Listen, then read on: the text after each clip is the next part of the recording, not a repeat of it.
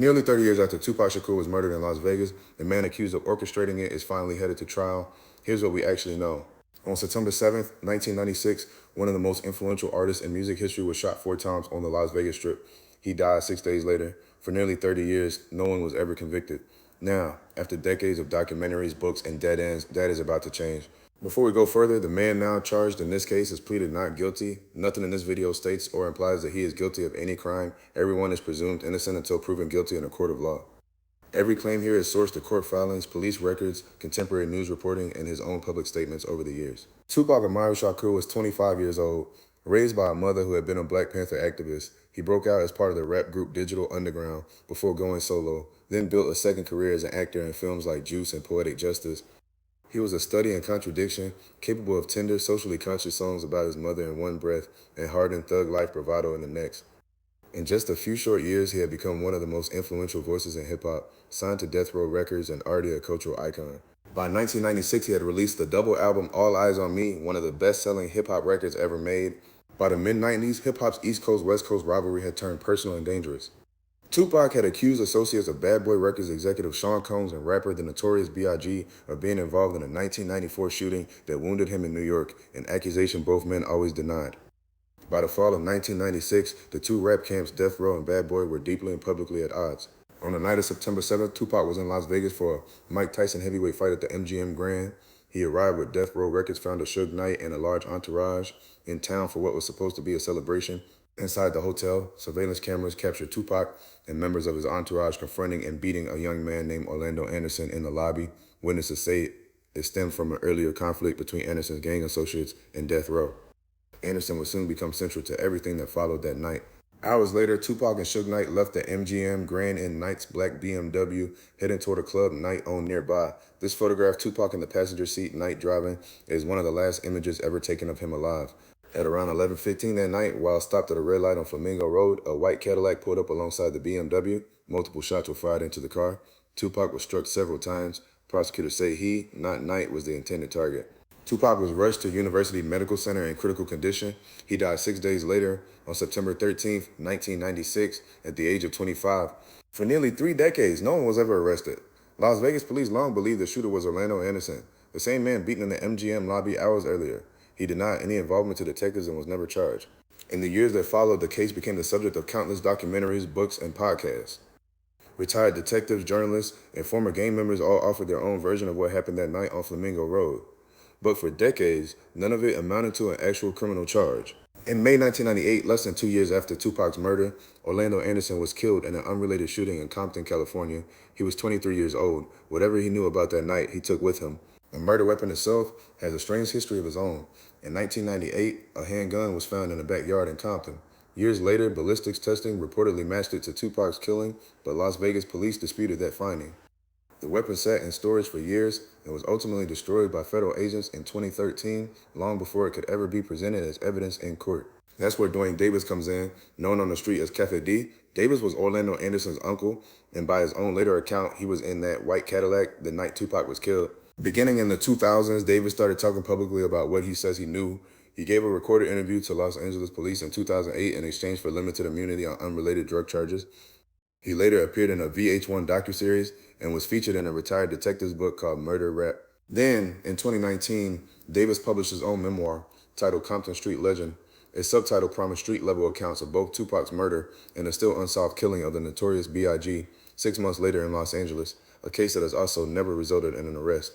In the book, prosecutors say Davis described riding in the front passenger seat of the white Cadillac and handing a gun into the back seat, the same car allegedly used in the shooting. For years, he kept telling this version publicly in interviews on camera and print, all while never facing a jury. In October 2022, Las Vegas police executed a search warrant at Davis's home outside the city, seizing computers, photographs, and bullet cartridges. It was the clearest public sign in years that the decades-old case was moving again. Nearly a year later, on September 29, 2023, a Nevada grand jury indicted Duane Davis, now 63, on a charge of open murder with the use of a deadly weapon with a gang enhancement attached. He was arrested and has remained in custody since. That gang enhancement is a legal add-on prosecutors use when they allege a crime was committed to benefit a criminal street gang. If proven at trial on top of the underlying murder charge, it can add substantial additional prison time. Tupac's family responded with cautious relief. His sister Flamingo Shakur, president of the Tupac Shakur Foundation, called the arrest a pivotal moment, writing that the silence surrounding the case had, in her words, spoken loudly in their community. His stepbrother Mokram Shakur called the moment bittersweet, telling reporters that Davis had been running his mouth for years and asking the question the family still has: why now, and were there others involved who have never faced any charges at all? Davis pleaded not guilty. He has said publicly, including in a jailhouse interview, that he is innocent and that his memoir took what he calls artistic liberties, claims he says he never approved, and at times has said he didn't even write himself. While awaiting trial, Davis has faced additional legal trouble of his own. He was later found guilty of battery after a fight with a fellow inmate at the Clark County Jail, an incident unrelated to the murder case, but one that further complicated his time in custody. Prosecutors described Davis as the, quote, on-ground, on-site commander who organized and directed the shooting in retaliation for the beating of his nephew hours earlier, allegedly supplying the gun used in the attack. His defense disputes that entirely, arguing Davis was never actually in a position of command and that his later public statements were exaggerated for book sales and interview fees, not a genuine confession to murder. The case has moved slowly through Nevada's courts. Davis's trial has been postponed more than once, including a date originally set for February 9, 2026, before it was pushed back again for pretrial motions. This past June, a judge ruled that Davis's own memoir can be used as evidence against him at trial. Prosecutors argued that a defendant cannot, in their words, market his own confession for profit and then ask the court to keep it out of evidence.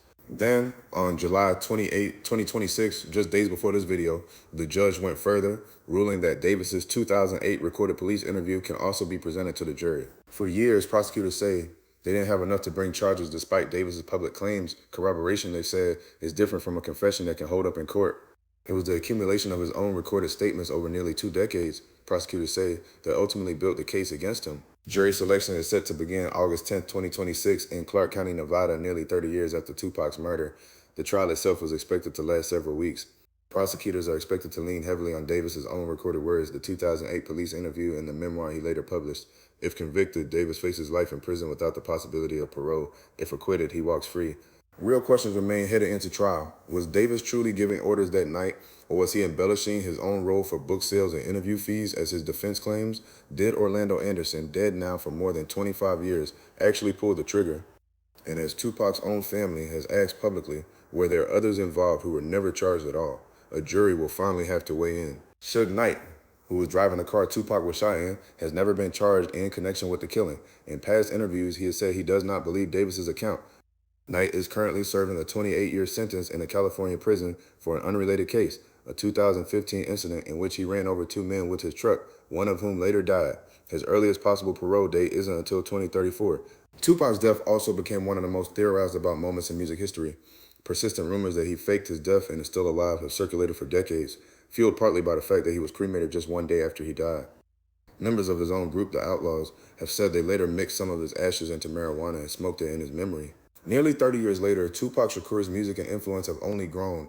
He has sold more than 75 million records worldwide, was inducted into the Rock and Roll Hall of Fame in 2017, and remains one of the best-selling recording artists in history.